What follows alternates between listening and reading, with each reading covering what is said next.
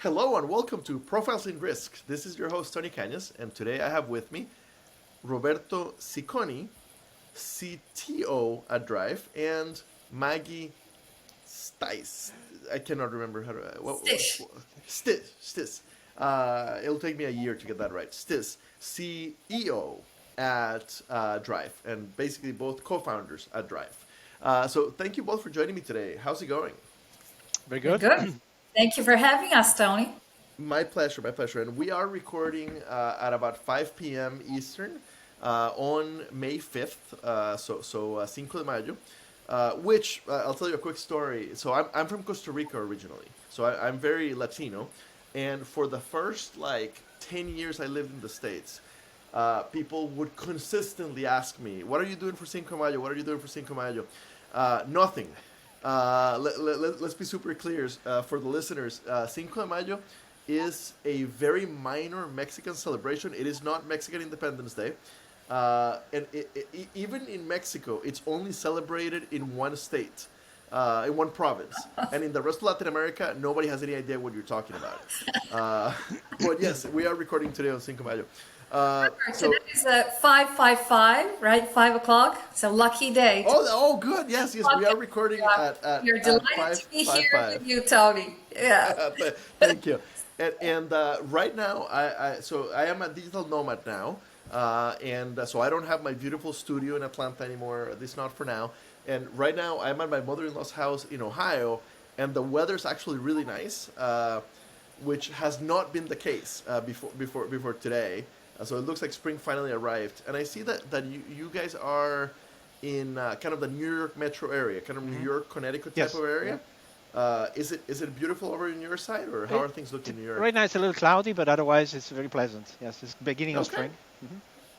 Awesome. So we always give the guests the chance to give the elevator pitch. So what is Drive? Ladies first. Okay, so I would say, in a nutshell, Drive as a co-pilot is your safety companion when you're driving, and it balances human and AI skills. We do it through mutual guidance and collaboration. We're very much an AI-based company. Both Roberto and I are graduates of IBM Watson. That's where we originally come from, and we started this company a few years ago on the premise of using AI technology to help drivers stay safe on the road. Among our value proposition is identifying near misses, helping drivers stay safe by generating audio, smart warnings and alerts in real time.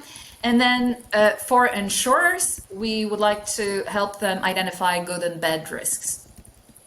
Roberto, over to you. Yeah, my particular passion has always been human-machine interfaces, way before it was cool, way before ChatGPT and other things. Been working on speech recognition synthesis for many years, image processing, video processing. Brought it conversational speech into cars. Worked with car manufacturers to make it possible for the drivers to interact with the dashboard and infotainment systems without being distracted. And that's when we realized that there was a need to control that. You cannot just have a chatty passenger that interacts with the driver at all times. And so the dashboard has to have a notion of how busy the driver is. And to do that, we have to observe the driver in action, understand what is going on in front of the car, and then we use AI to understand what the dangerous conditions might be coming, and make sure that we interrupt any conversation with the driver when the time is not right. So that's really was the principle of the whole system. And then we realized that there's a whole benefit in warning the driver when this is coming and the driver is not paying attention. And then we moved on and decided to create a scoring mechanism that can be used by fleet managers to evaluate their best drivers, and by insurance companies to start thinking of applying bigger discounts to drivers to show how consistently good they are. Okay, this is very interesting stuff. Several years ago, maybe 5 or 6 years ago, I think it was about 6 years ago, I signed up for Liberty Mutual's telematics program, and back then they sent me a big device that I had a hard time installing in my car, an OECD2, OBD2, yes. OBD2 device, but I had a hard time installing my car and then getting to sync with my phone.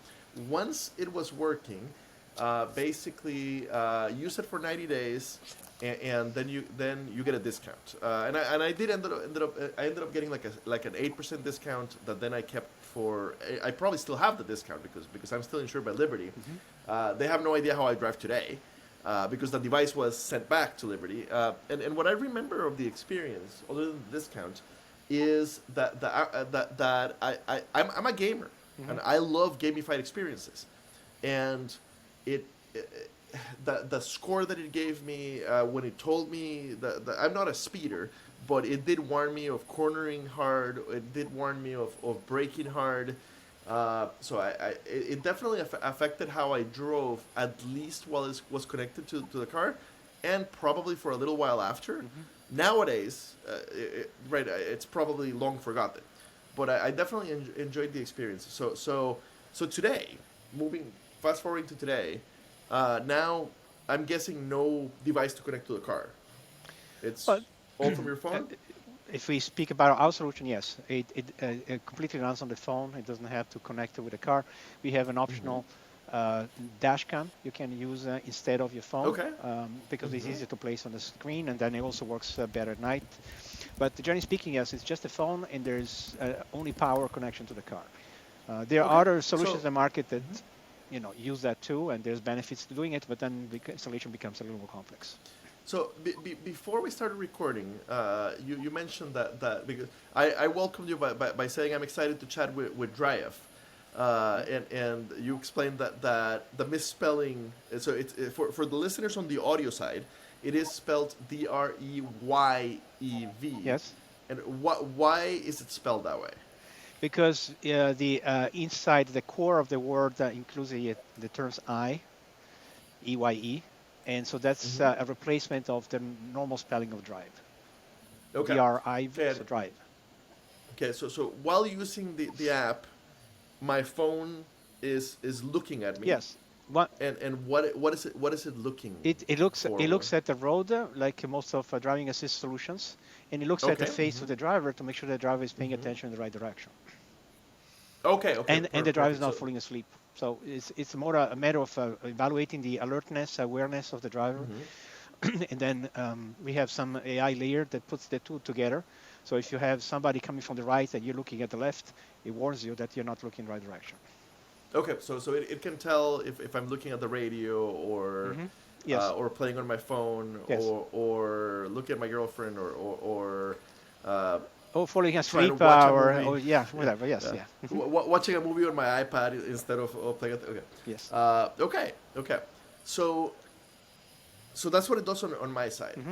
So how? Oh, and by the way, we should back up a little bit. So I'm a nerd, and I know exactly what IBM Watson is. So for any listeners that are not aware of IBM Watson, so IBM Watson was the IBM AI system that played Jeopardy and defeated. I'm not a Jeopardy fan, so I don't remember the guy's name, but the big champion that had held the record for like 100 weeks, kind of thing. Amnesia. And it's fine. But basically, the IBM. Yes, AI he was the all-time champion of Jeopardy, followed by the one who made the most money.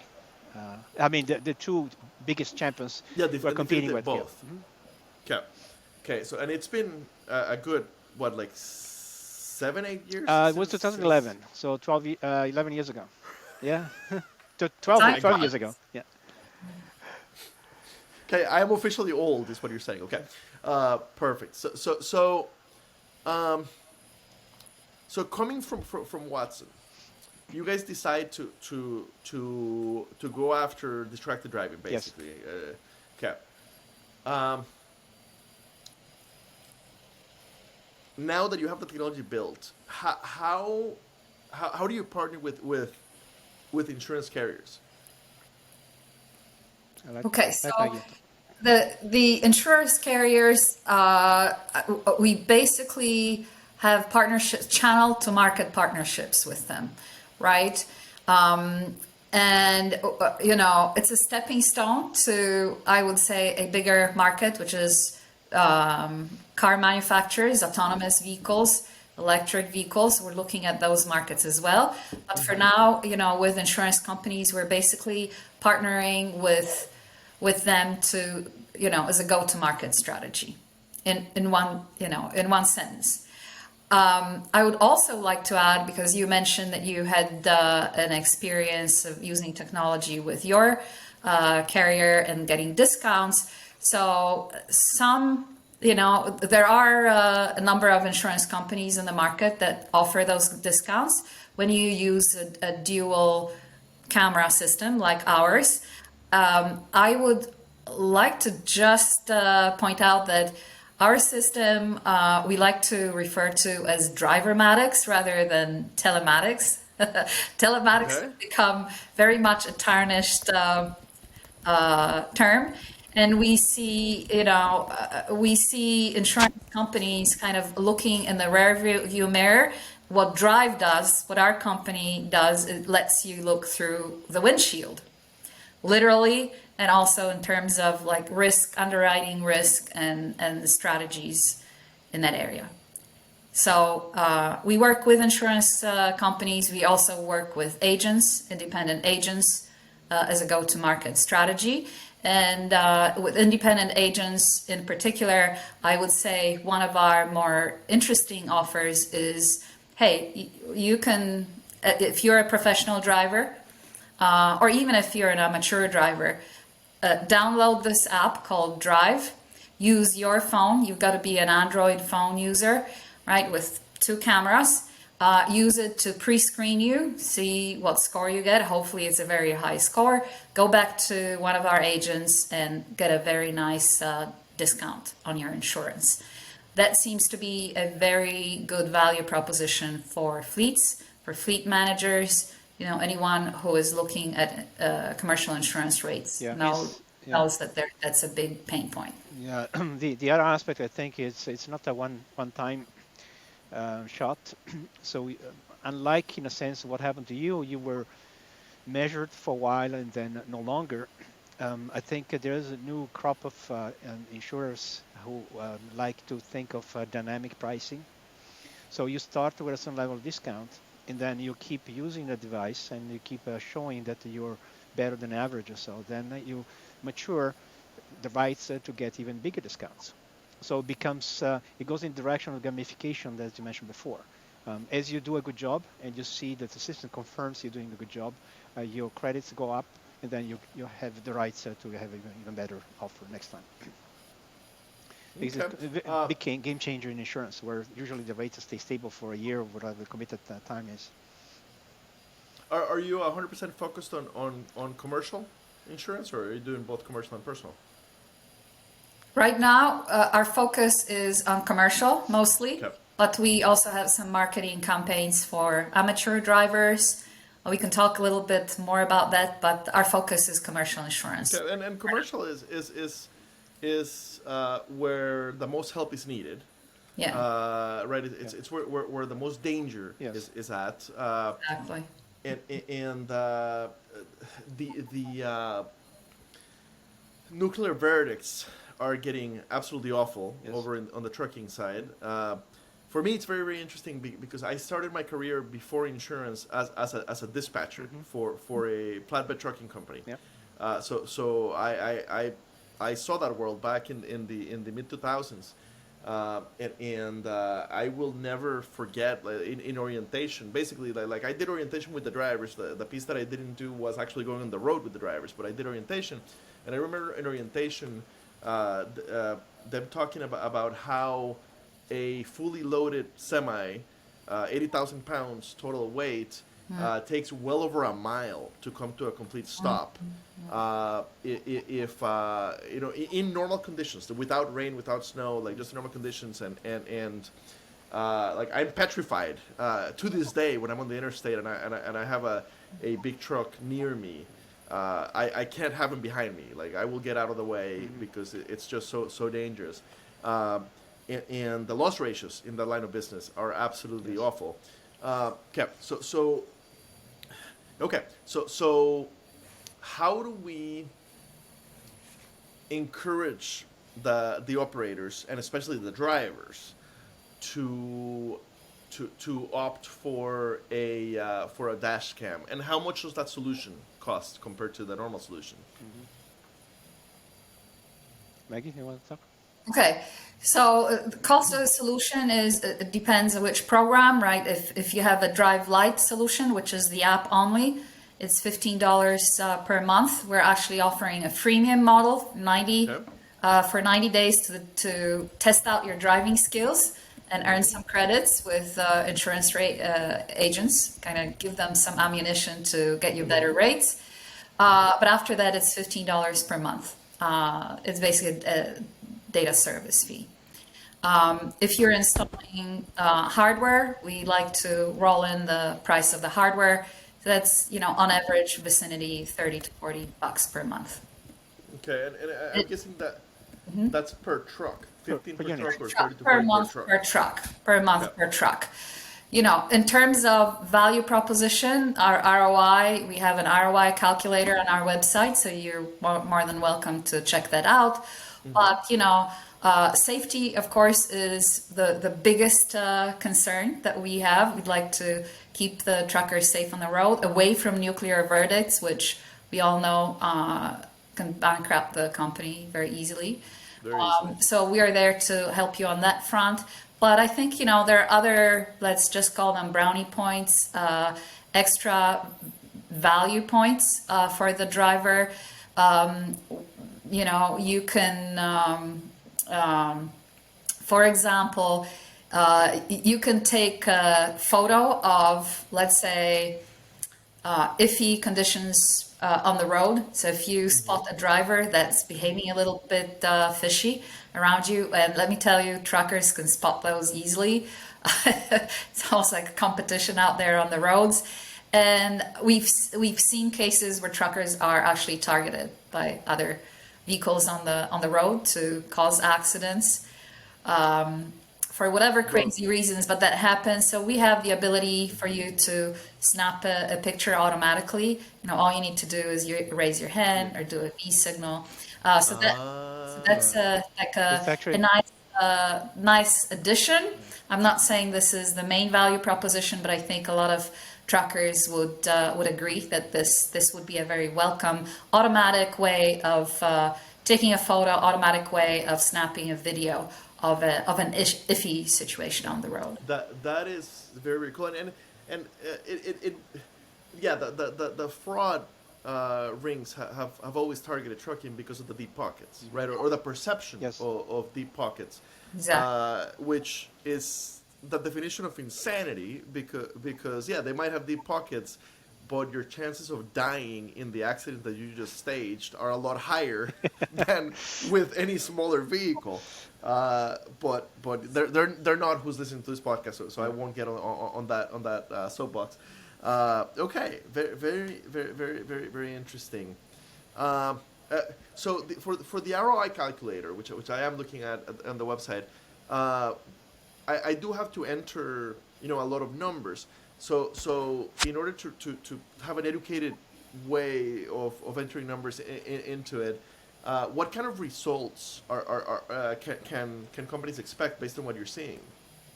Well, typically for drivers who drive 50,000 miles and up, I would say the return on investment of the cost of solution is about 5 months, which means that after the fifth month, you're already in the positive territory. So you're making saving money. And most of the contracts last a year, 2 years, depends on the vendors and insurance. But okay. It's relatively easy to justify. There's also a component associated with fuel consumption. The moment you start paying attention to the road and to your habits and braking, acceleration, speeding, usually fuel consumption goes down too. And even 1%, 2% can make a huge difference in the overall savings. So that's on top. But back in go ahead, Maggie. Especially now, right? I mean, that's a big concern. But back in my days as a fleet manager, the company that I worked for was not a by the mile. The way they paid the drivers was not by the mile. It was a percentage of what the load paid, and I can't remember the exact formula, but basically the drivers the percentage that each driver took home each month was based on the performance last month, and one of the big components was